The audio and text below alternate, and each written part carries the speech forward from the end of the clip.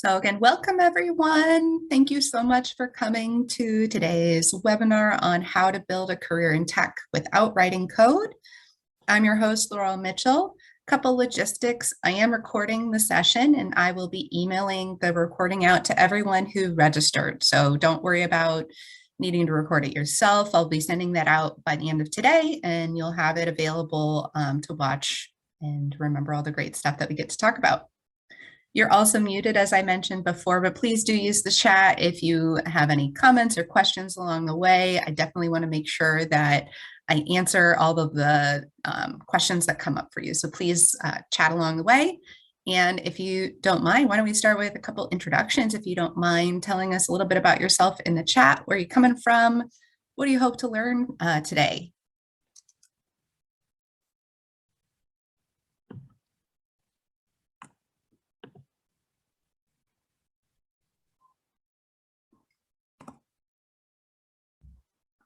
I'll give a little bit about myself. My name is Laurel Mitchell. I am a Salesforce consultant and career coach. I've been working in the technology industry for over 10 years at this point, and I've been working with nonprofits for over 15.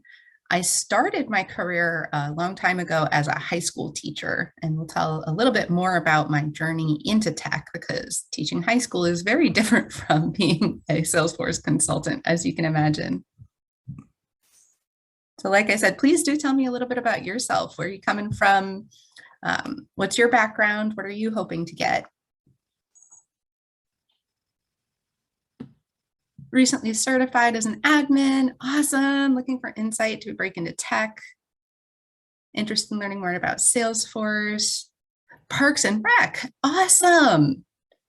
That's so exciting. Welcome, welcome from the UK, getting ready to take your admin cert. Woohoo, lots of Salesforce folks. Career change from healthcare professional. Awesome. More UK folks, Salesforce. I see I got all my Salesforce people in here. I love it. I love it. Yeah, Salesforce is definitely one of those paths for sure. Great.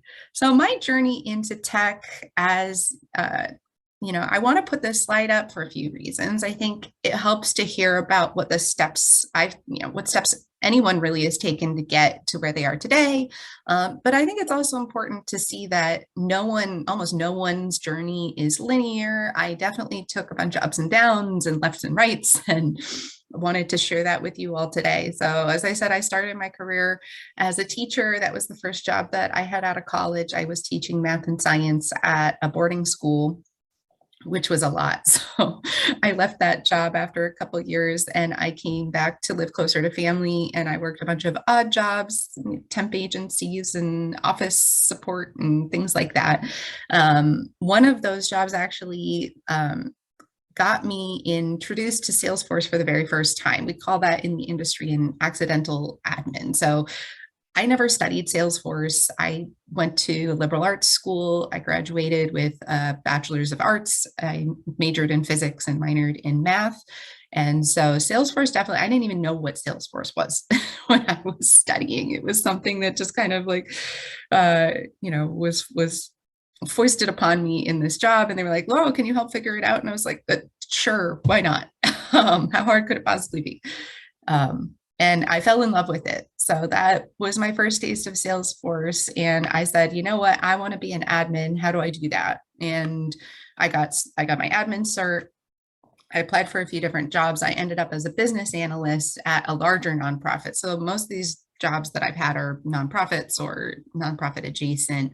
I was business analyst at a very large one, so about 700 staff across the whole country in 20 different cities. And that was really cool to see how technology works at scale.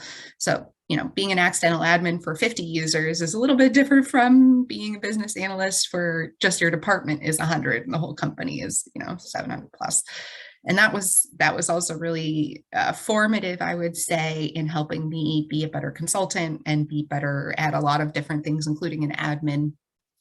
But I didn't really want to be a business analyst. I was like, I want to be an admin. I want to be a consultant. So while I was in that job, I founded my consulting company, mostly just to help my friends with their small nonprofits do some really small implementations, just, really bare bones, like 3 month kind of, 20-hour kind of engagements. But it was helpful to get to learn about the consulting process and get to know my clients a little bit better. And I used that to help, build my experience. I became a full-time admin in the meantime. So I kept my day job. I know a lot of folks on the call probably uh, relate to, this idea that I'd love to quit my job and just like do this whole new thing, but I got bills to pay. So I could never quit my day job, really. I was a business analyst. I turned that into full-time admin while I was consulting on the side. And I'm so excited that this year I finally am now just part-time consultant. That's it. I quit my full-time admin job. Actually, I took them on as new client, which was a pretty fun move to do. And now I work about 20, 25 hours a week, and I still make my six figures and everything. And, that's really the beauty of this industry and these types of jobs is I can work almost whenever I want, barring client meetings. Of course, I have to be available when we have our check-in calls. But for example, last night I was writing a check-in slide at like 7 p.m. on my couch because I had taken all day to write these slides and make them look pretty for this talk today. So it's very exciting for me to have a career that respects me, respects my expertise, pays me well, is flexible. My job is 100% remote, and I'm looking forward to hopefully then being able to have a family in the next few years or start that process without having to worry so much about what am I going to do about my full-time employer, things like that. That's a whole bunch about me and my journey. I hope that helped to give you a little bit of a sense of where folks are coming from, at least my personal journey from being a teacher into these other kind of what I felt like at the time were random jobs. And I was like, I don't understand what story my resume is saying, but at the end, actually, it made a lot of sense. It's like being a teacher has helped me be a better trainer, has helped me be a better listener with my clients. Being a business analyst at a really large place helped me learn a lot about development operations and how to structure something at scale, how to think about conflicts between departments and all kinds of the office politics, right? And then, of course, being a consultant is really was my end game, and so I'm happy to be here now.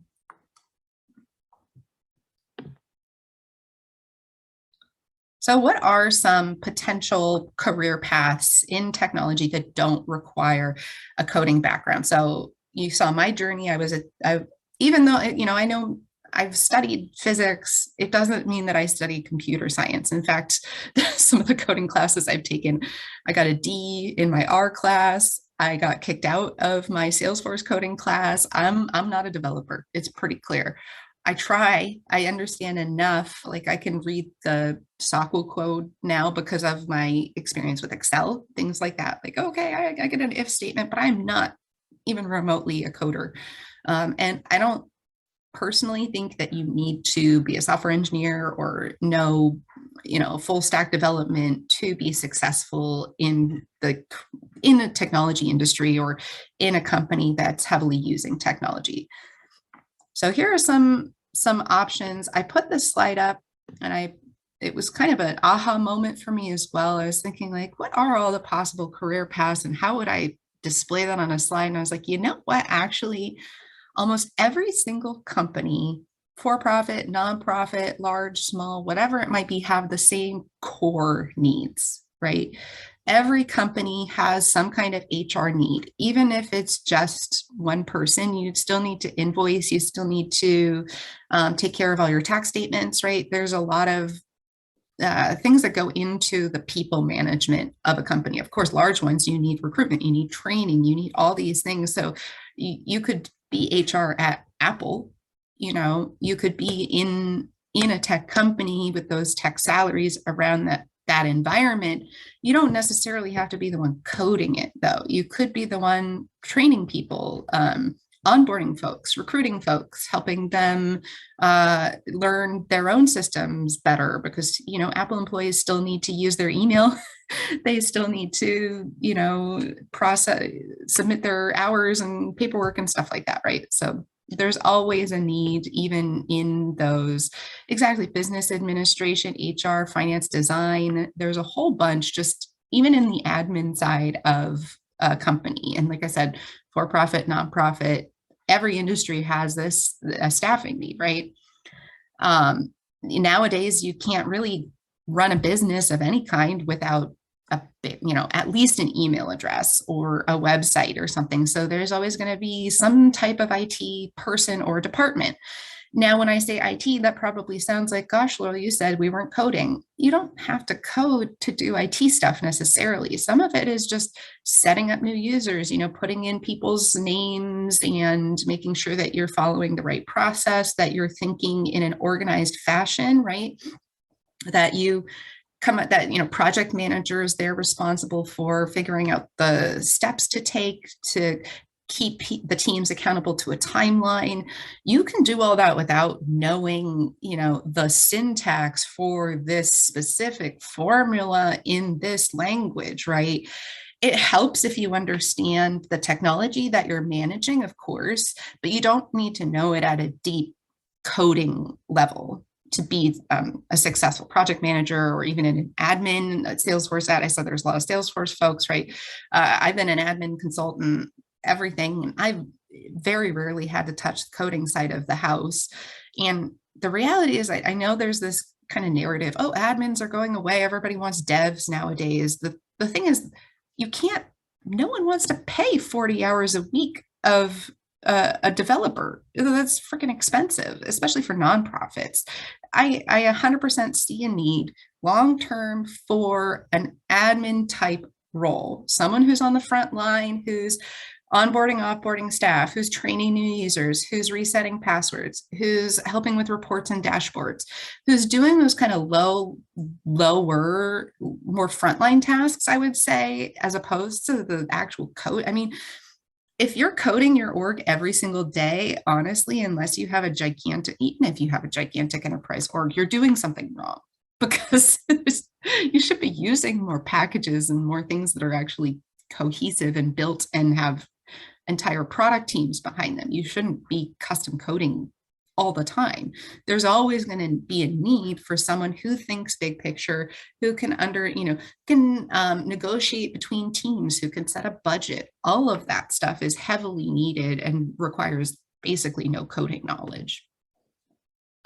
When we talked about business analyst, I said I was a business analyst, just in case folks aren't familiar with that role. That one is typically you're going to be documenting needs, helping to synthesize requirements, probably working on training material, maybe some reports and dashboards, but it's often you'd be a business analyst working with a project team. So you're kind of like the note taker, and then the lead is the designer who's going to take the notes and then actually figure out how to build the thing. All right, so we talked about the right half, which is, to me, the right half of the slide is kind of like the back of the house, right? It's like internal, operational. And then the left half of the slide, this is more of your external facing. So we've got product and we've got sales and marketing.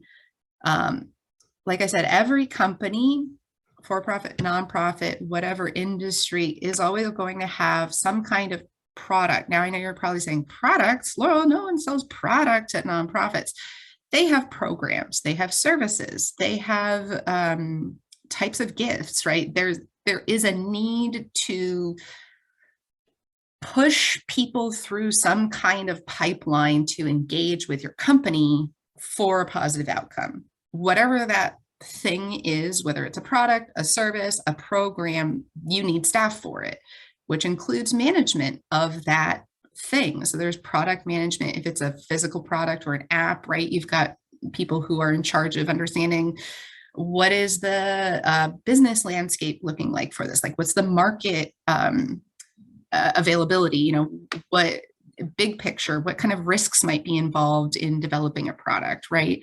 You need research and development. There's folks who, especially with user experience, user interface, these all go together. You really need to understand your customers deeply, and you need to listen thoroughly if you're going to make a successful product or service or program. I'm sure we've all experienced this, some kind of product that clearly was not designed with any users in mind. And you're like, You could have just talked to like one person and it would have made this a lot better, right? There are entire teams whose job it is to research user needs, to conduct focus groups and interviews and surveys, and then take all that information back to the product team and help them understand how to build a better product or a better service, or to iterate on an existing product or service, right? I'm going to check the chat. Yeah, COVID times virtual assistant was a big need. I probably need a VA these days. And it's only going to get bigger. Yeah, VAs, you don't need to know how to code. You just need to know how to have good email skills, how to run a calendar. There's a lot of these middleware solutions like Zapier or Workato or these other types of, it sounds complicated. It's like, oh, we're going to integrate your calendar with your Google Sheet, with your Salesforce, but it's actually not that complicated to build in these tools. A lot of it is drag and drop. A lot of it is logic. It's like, well, if this is true, then I want it to do this thing. If it's not true, then I want it to do this other thing, and not in a code kind of way. Everyone says AI can take over for admin routines or automated jobs, but once again, it does not consider the unpredictability of an organization's needs or daily tasks and the people emotional. Yes, yes, yes. Absolutely. I always say that, and even I saw there's a lot of Salesforce people who are prepping for your cert.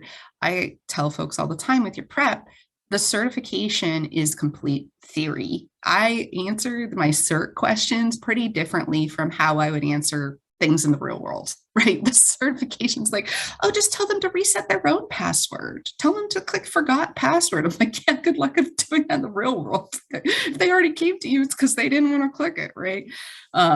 There is this, unpredictable, emotional, human component of the job that is so needed. And actually, I would say that even in more technical jobs like consultant, like admin, I've never been a developer, but I imagine even the developers have a need for really good people skills.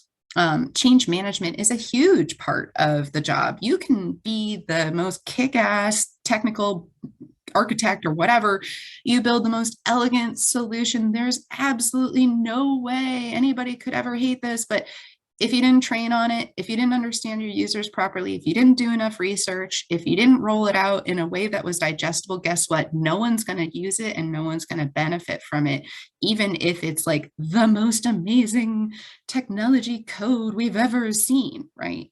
You still need all these other things in place to be successful overall.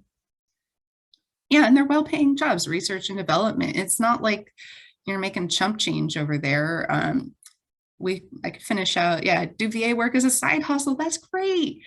Yeah, that's something I've been recommending to folks, especially if you like that kind of stuff, or you're a good writer, or you're really good at building websites. And that's the other thing, you want to specialize. This always makes you more effective, but you don't have to be an expert. You just have to be good at something. And especially if you're good at dealing with people, you're going to be even better at a lot of these jobs. So speaking of dealing with people and the product side, you've got user experience. So similar to research and development, they're looking at how do I design a product or service or program so that the users, the people who are going through it, who are interacting with it, are having a good experience at the end of the day. One of my favorite memes about that recently is like, it's a little baby mobile. I don't know if you've seen this one. And it's like the parents, it's really cute animals. They're all spinning around. The parents are like, oh, how adorable. But the way that it's designed is the baby is just staring up at the animals' butts. And it's like, well, the parents aren't really the users, like the baby is the user. You have to think about the experience and design products and services to meet the users how they want to be met. And then user interface is designing the actual look and feel of the products. Like, what do the screens look like? How big is the text? What color is it? And a lot of this also has to do with accessibility. So if any of you all are interested in advocating for better quality for disability rights and things like that, a lot of this field actually does have a lot to do with making websites or products or services more accessible. There's a lot of user experience, user interface design. And then, once you build the product, you got to support it. Right. So you need the people who are helping to make sure that what you build is really great. But then no matter what you build, how great it is, like I said, you're still going to have some people struggling to use it or to understand how to use it properly. You need customer support, you need technical writers. So if you're a really great writer, actually that's something my mom is doing now in her late in life, in her 50s. She went back to work, and she's part-time technical writer. It's kind of funny because she'll like ask me sometimes about like the tech stuff where she's like, wow, oh, there's so many acronyms, but as long as you're the kind of person who's, you can take notes, you can listen, you can, have your little cheat sheet. You don't have to know the technology thoroughly to be able to write about it coherently. I'm sure you've all read documentation that was written by a developer, and gosh, it really doesn't matter that they're good at the tech stuff, because if they don't write it properly, it doesn't work well. You just have to be competent, not an expert. Just, I would say being a good writer is more important than being an expert at the technology if you're doing technical writing. All right, and then the last little bit, we've got sales and marketing. So we talked about you need to maintain the operations of the organization. You need to make sure that whatever it is that you're engaging with your customers or your constituents is built in a good way, that it's supported in a good way, and then you need to sell it and market it. So like I said, even if it's a nonprofit, you're still going to have a fundraising team, a development team who's trying to pull in gifts, right? So this is the revenue generating side of the house. Marketing is usually trying to meet people when they're less familiar with your product or service. So a lot of it has to do with like social media, your web, content, events, all the way into strategy. I have a friend who's been working at Salesforce for many years on the events team, and he still needs to get a cert. I should go bug him about it again. He's been studying with me on and off over the years, but he doesn't need to be a Salesforce expert to run a kick-ass Salesforce event, right? Content, probably need to know a little bit more, but like there's an entire team that creates all the trailhead articles, that updates all the articles, that adds the images to all the articles. So we talked about design earlier. If you're an artist or you're into art, there's tons of ways that you can be creative in the tech industry. You can, in user experience, you can think about using that part of your brain that says, things look better this way, or eyes naturally follow this shape kind of thing. You can apply that in user experience, or you can apply that in marketing. You can, at one of my nonprofits, we had a guy, his entire job was content. So he was in charge of taking a bunch of photos and managing the photo library and picking the banner image for the website, right? You need all of these things to make a successful organization. We talked about strategy, and then of course, sales. I think a lot of us, when we hear sales, probably think of the frontline biz dev kind of sales, where it's like, oh, I'm calling you, hey, Bob, do you want to buy a fridge or whatever it is? Yeah, there's that kind of sales, but there's also account management and customer engagement or customer success. So if you are not the kind of person who feels confident cold calling, but you're really good at maintaining relationships and building and maintaining relationships, you could be an amazing account manager. And being in sales sometimes also means that you get commissions. So not only could it be a high paying field or high paying role, you could actually have, if you're the kind of person who you're like, oh, well, I want to work more and I want to get more, and you just want to like have that, the ceiling be infinite, then you could work in sales in some kind of position that allows for commission, or things like that. And then there's customer engagement. Customer success usually works with an account management team to help resolve issues, to help demo potential solutions for big clients, and just generally make sure that they're having a good experience. Does this slide help to see it kind of, marketing and sales ops, right? I was in sales ops for a while. That was my biz dev role. Mostly just running reports, honestly, and supporting sales teams, helping them make really nice looking presentations, doing research on the accounts that we held or the accounts that we were trying to secure, that kind of thing. It doesn't require any coding at all.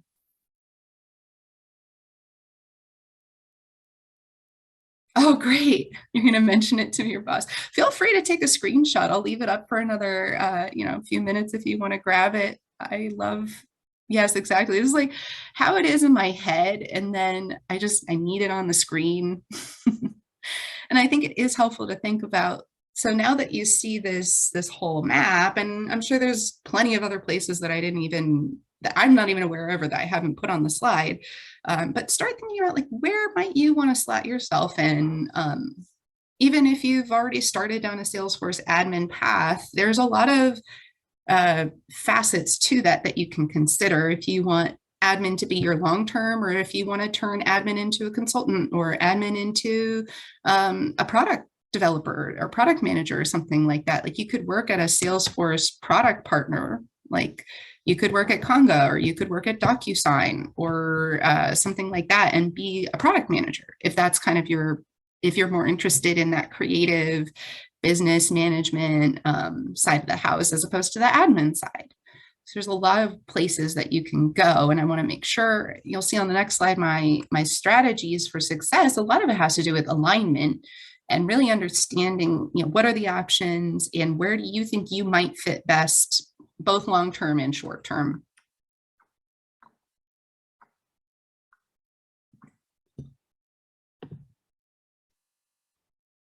So where do these roles exist?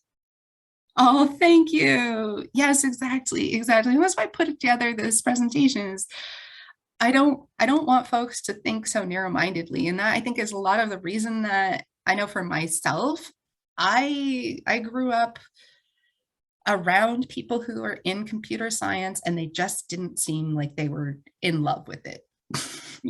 I never really saw myself as like a coder guy.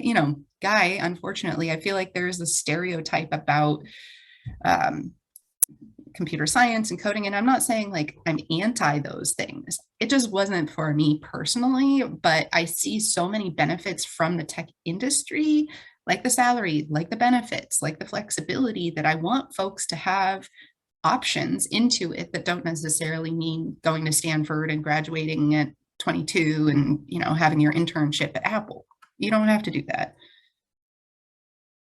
Yeah, with coding, if you have a learning disability, it's very hard to get into it. Yeah, and it's I like that there's a lot of options here. Like you can be creative, you can be, that's the other thing too, is like if you want to be people facing or if you want to be kind of like individual, there's so many ways that you can do it. And that actually kind of brings me to this slide is where do these roles exist? I think about it kind of two main options. You can look for non-tech roles at tech companies.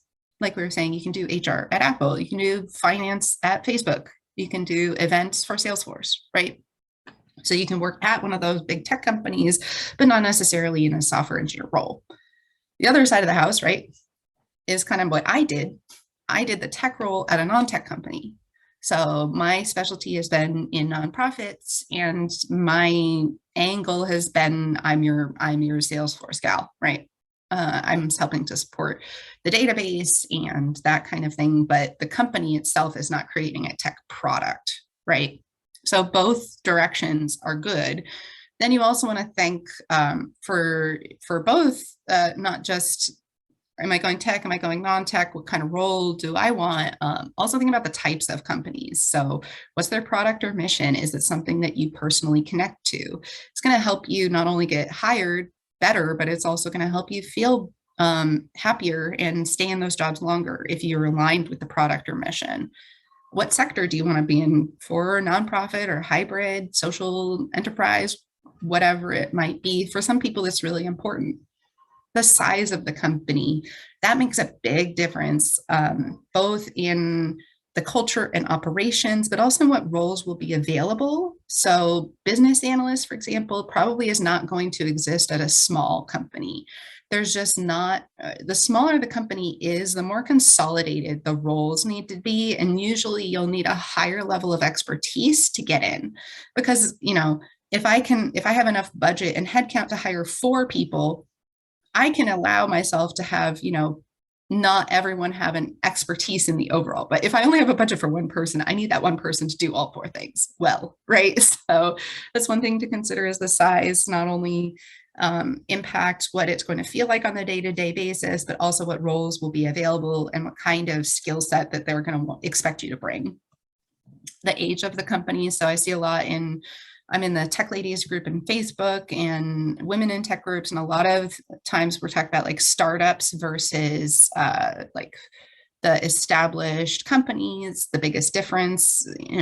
Sometimes startups you can earn more faster, but then you could also get laid off suddenly. If you work at an older company, there's maybe more stability, but it could be harder to get raises or to navigate promotions and things like that. And then, of course, the culture. You want to consider what kind of culture matches what you're looking for. The first slide, did you want to see the org chart again? This one? Let me know if I got you, Kahinde. Otherwise, you can always grab it from the recording that I'll send out later today.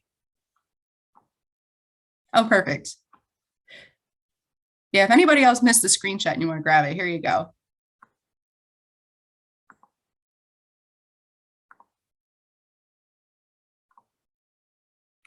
All right. So where do these roles exist? All over the place. You just got to figure out what corner makes the most sense for you, which leads me to my next slide. So how do you build your career? To me, it comes down to these 4 pillars, starting with role alignment. And I talk to a lot of folks who are like, I just want to pay for an accelerator. I just want to do some program, a boot camp, whatever. I just want to get to the job. I just want to do it now, hard, fast. I'm like, great. Do you know that that's what you truly want to do? Because if you're going to go, let's make sure that you're pointed in the right direction. So when you go, you're going toward your goals and not away or adjacent to those long-term goals, right? So I always tell folks to take probably longer than you expect to pause and really think about long-term, where do I see myself being the most happy? And happiness and alignment and feeling like you're using your skills, your personality is matched, that you're not kind of forcing yourself to be a person who you're not on a regular basis. That's what's going to lead to success. A lot of people are like, oh, I want to be a developer because they make more money than an admin. I'm like, but do you actually enjoy being a developer, or are you going to burn out in 2 years and want to go back to admin? Because I've experienced and I've seen it is when you're passionate, people see it and they want to reward it. And also when you're passionate, you're going to feel more motivated to ask for it, to ask for the promotion, ask for the new job, to ask for better responsibilities, whatever it might be. So yeah, think about your personality, your skill sets, your desired lifestyle. For me, I was like, I cannot fathom long-term until like I'm really old, like going to an office every day for 40 hours a week. That is not me. I want to have kids. I want to have a family. I want to travel all over the world. Even if I don't do all that stuff, I just want to be able to walk my dog in the middle of the day and not feel guilty about it, or like host this webinar. I just knew for myself that my desired lifestyle was remote and flexible and probably part-time. So that's what I've been working towards. It took me a while, but I'm really happy to finally be here. And of course, your experience, but I put that last because I don't want you to lead with that. I want you to lead with your personality and your skills and your desired lifestyle, not with your experience, because that's something you can always gain, right? You can't, we'd love to think we can change our personalities or even our skills and things like that, or your desired lifestyle. You're probably not going to be able to forcefully change that, right? Experience is a lot more flexible. So once you're aligned, once you know you're pointed in the right direction, right now, what do I do? Build your portfolio. So I didn't say resume, I didn't say, there's the whole portfolio. So this is your resume is part of it. You want to make sure it's optimized for the scanners, right? You want to make sure your keywords match and all that good stuff, but also make sure your LinkedIn looks good. Make sure it's up to date. Often a lot of recruiters or employers are looking there before they even contact you. So make sure your LinkedIn is up to date. You can also use LinkedIn as a platform for promoting content. And I think this is a really important way to get noticed or to kind of stand out, because I think getting that first job is often the biggest hurdle. Is like, gosh, I feel like I'm one of millions or one of hundreds or whatever it might be. So many people already applied. What could I possibly do to stand out? And I would say start figuring out what's your point of view, and write about it or blog about it or video about it or make a website about it, whatever you can do to demonstrate your point of view, the way that you approach problems, the types of work that you're interested in doing. The more that you can put publicly, then the better it will be for employers to get to know you and get a sense of, are you a good fit for their role? And people will be much more passionate about hiring you when they can see more of you before the interview. Figure out that how do you figure out that you're pointing in the right direction? Yeah, so I'm going to put that on the next slide. A lot of the role alignment is kind of research and development for yourself. So yeah, having informational interviews, watching things like YouTube videos of people who are in the industry and sharing information about their experiences, reading blogs, that kind of thing. If you're in Salesforce, there's a couple trailheads actually that show you the different career paths within Salesforce, and they have like a little bio. It's like, oh, meet John, the account manager. You can read all about John. I definitely recommend doing as much of that as you can up front. And then also, it's really hard to have like a taste of a job, right, without actually getting hired. But do whatever you can to kind of practice on your own. So like for me, doing the consulting with my friends and their small nonprofits, that gave me a taste of the consulting career without being at full time. And I was like, oh no, I want more of that,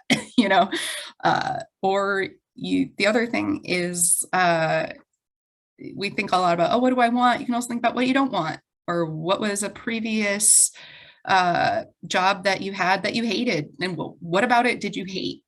Because sometimes I know for me, I'm like, I like everything. And it's like, well, actually, I don't like everything. There were some things I'd rather not do again. So that's another thing. And you can use quizzes. I really like StrengthsFinder for identifying your skill sets. It looks like Mary's sharing a Career Girls Explorer quiz, career quiz.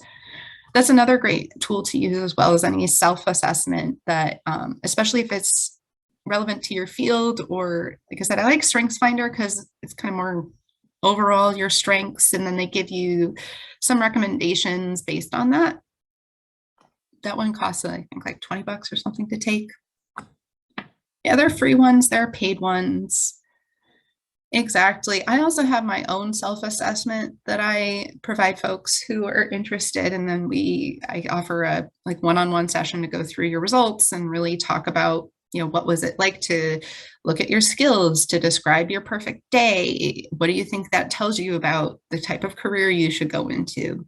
So that's the other thing. It's just a lot of reflecting. If you journal, that it's a really good time to do that. Start writing in your journal. What do I want? What don't I want? What would my perfect work day be? That kind of visualization exercise can be really helpful for the alignment piece. So we talked about the portfolio, make sure you're sharing your content. And the other thing is, like I said, you'll notice I didn't say show off the most complicated things you've ever done, right? I said, show us how you think, show us how you approach problems, right? Show us what kinds of work excites you. So I think a lot of folks underestimate the thought process, especially when they're putting together a portfolio. It's like, oh, it's just a bunch of screenshots of the thing I did. It's actually better to describe, here was the problem statement. Here's what I understood of the major challenges. Here's how I approached solving it. Things like that will be much more effective for convincing people that they want to hire you or work with you than just like, here's a screenshot of a page I made. It's like, cool. You could have just taken that screenshot from any random page. I'd rather know like how you think and how you approached your client, and if there were any challenges that came up, how did you deal with that kind of thing. Which kind of leads us into the experience part. When we do art portfolios, you include your process work. Exactly.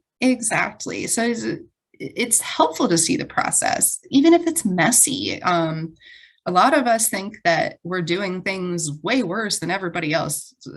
I get worried when people come in and they're like, I already know everything and I'm perfect. I'm like, ha ha ha ha. That's hilarious. How are you going to deal with like the first thing that goes wrong then if you think you already know it all? It's not helpful. So yeah, experience. I want you to think about all kinds of experience, your industry experience. I talk about this in my Salesforce webinars as well. I think a lot of folks think, I need experience in the specific technology that I want to work for.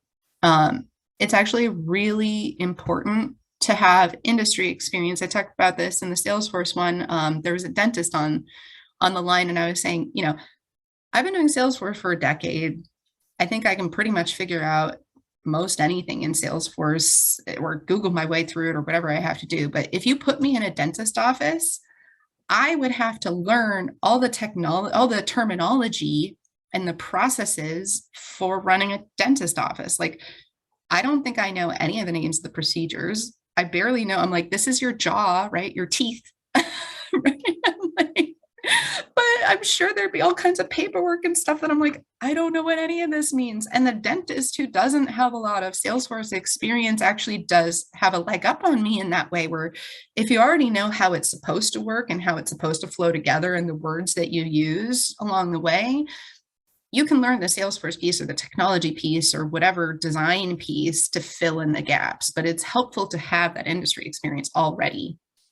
And then user experience. So you don't necessarily have to have experience on the back end of a product or technology to have experience that's valuable to employers.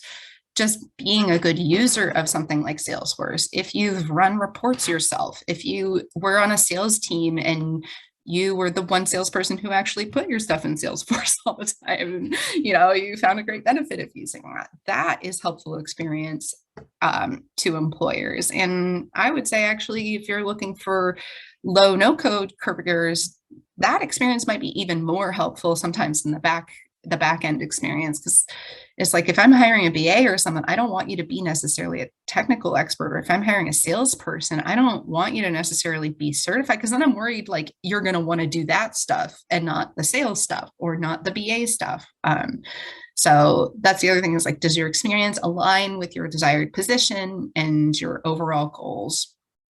If you want to do something like admin, of course, like admin type experience. So when I say admin, I mean configuring something on the back end. So if it was Salesforce, have you created a new user? Have you made a field? That kind of thing. If it's, have you set up a Microsoft Exchange server, or have you had to deal with like a Google site or HTML have you had to do, even in Wix, have you like drag and drop a website, that kind of thing? That experience is really helpful as well.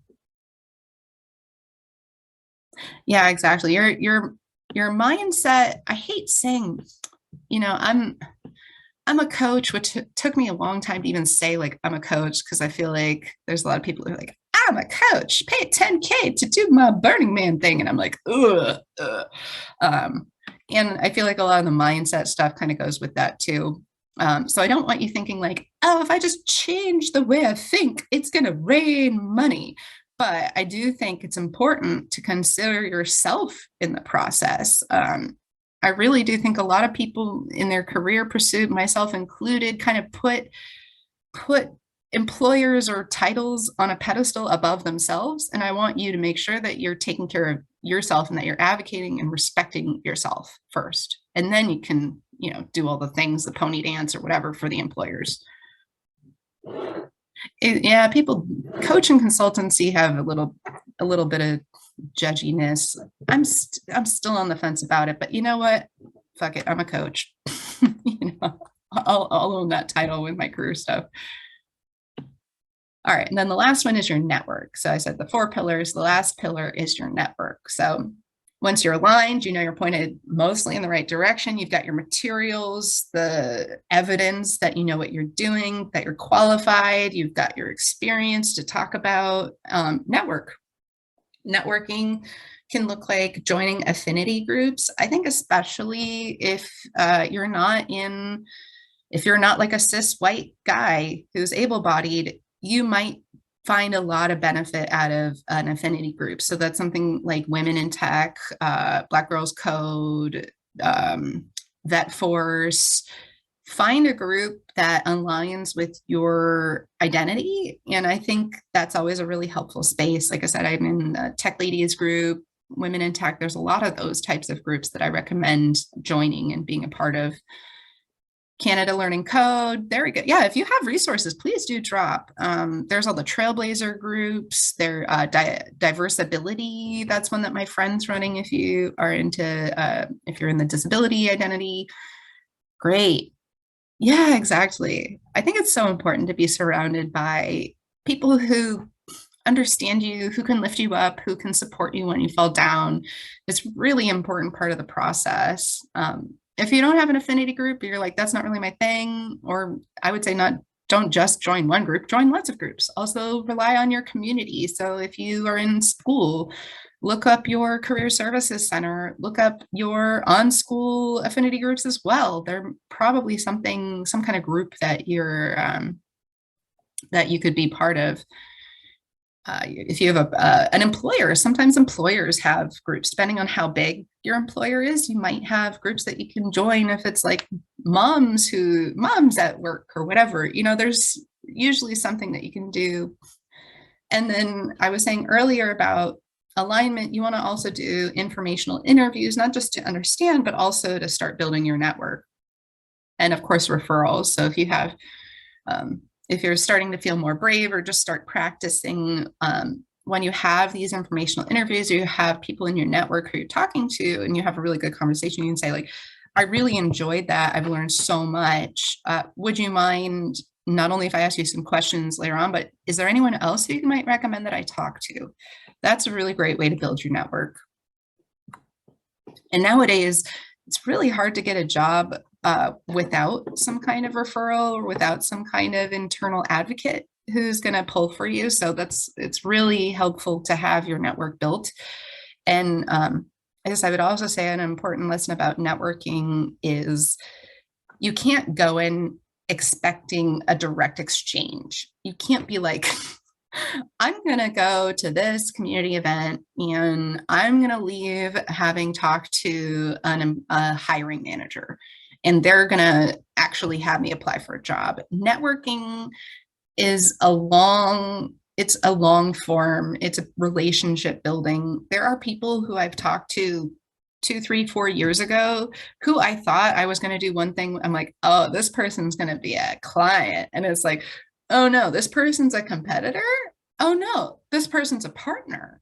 Oh, now we're working together. There's so many things that can happen along the way of relationship building that, for me, networking is about being open to creating connections, nurturing and fostering those connections, and then looking for the right opportunities at the right time and asking when it's appropriate.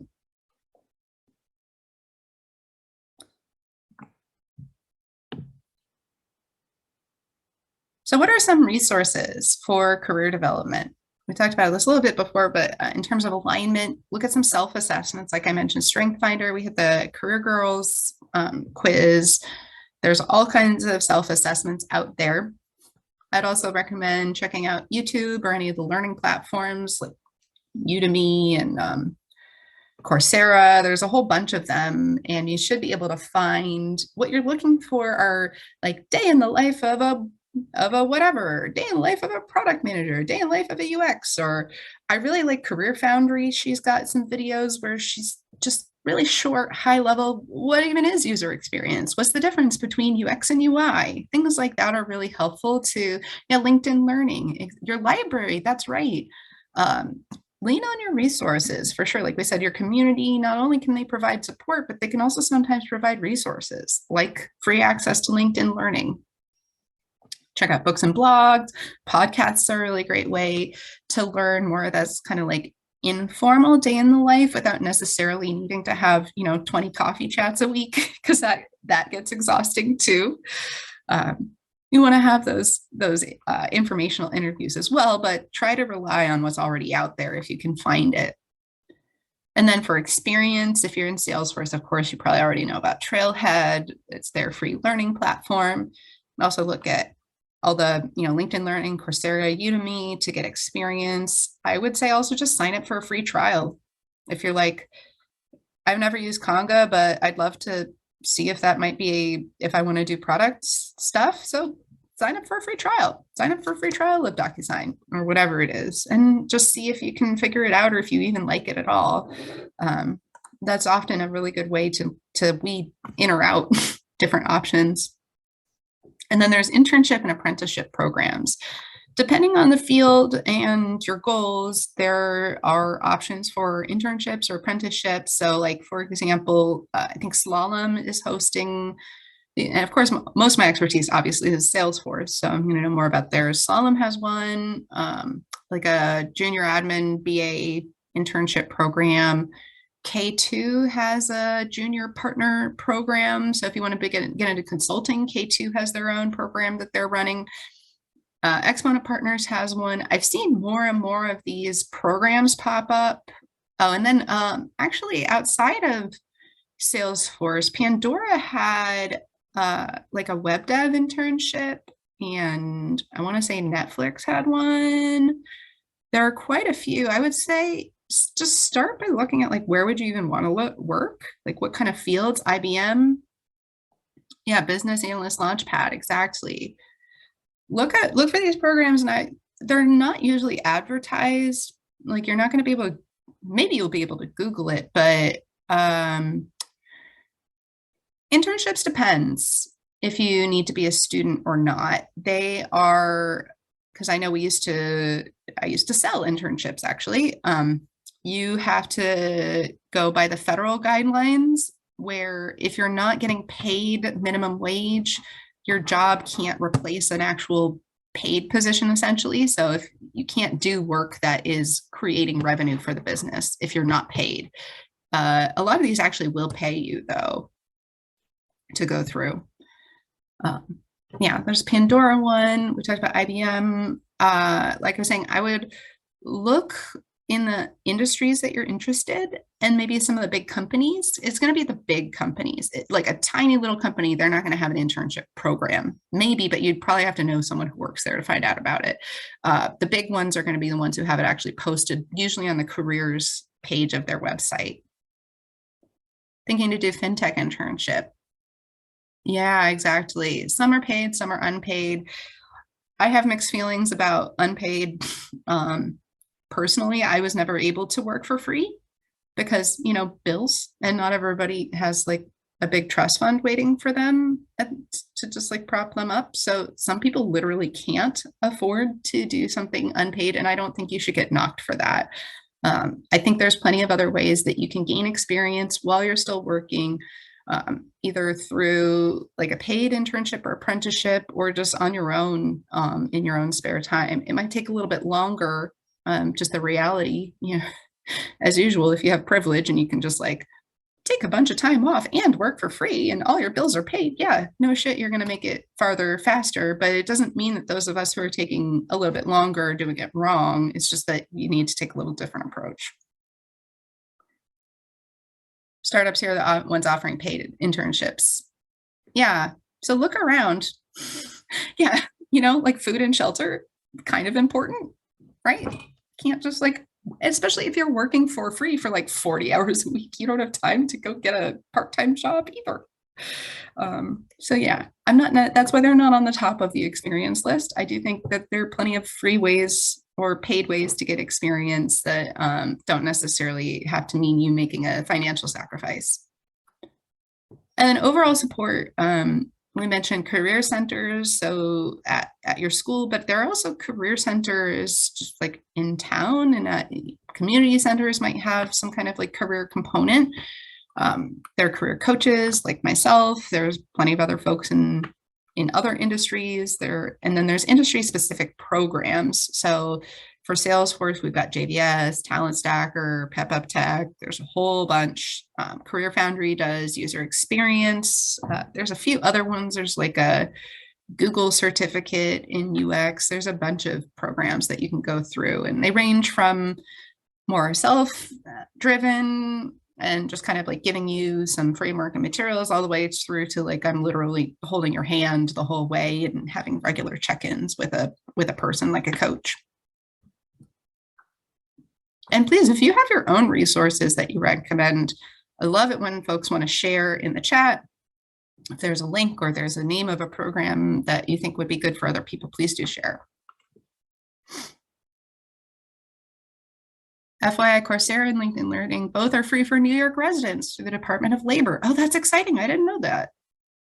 We should look that up. I should look that up for the next one of these. How to get free access to these things.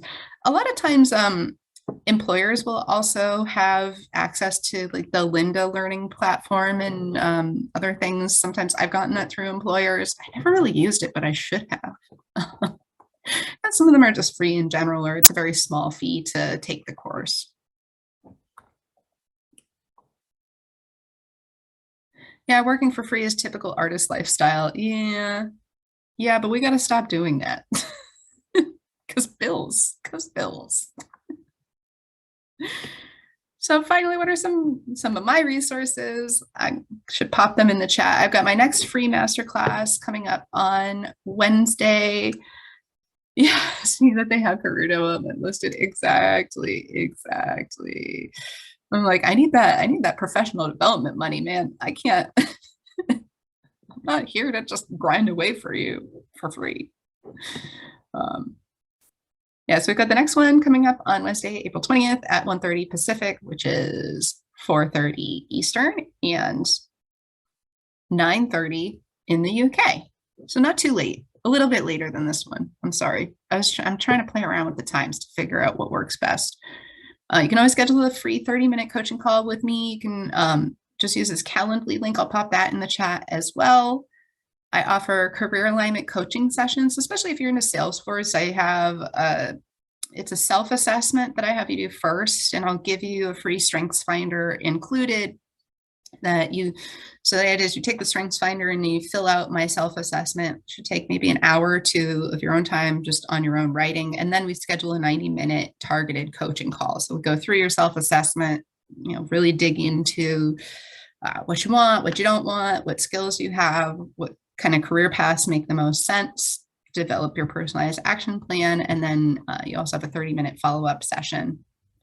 And those prepping for your exams, I offer just hourly coaching packages for the CERT tutoring and things like that.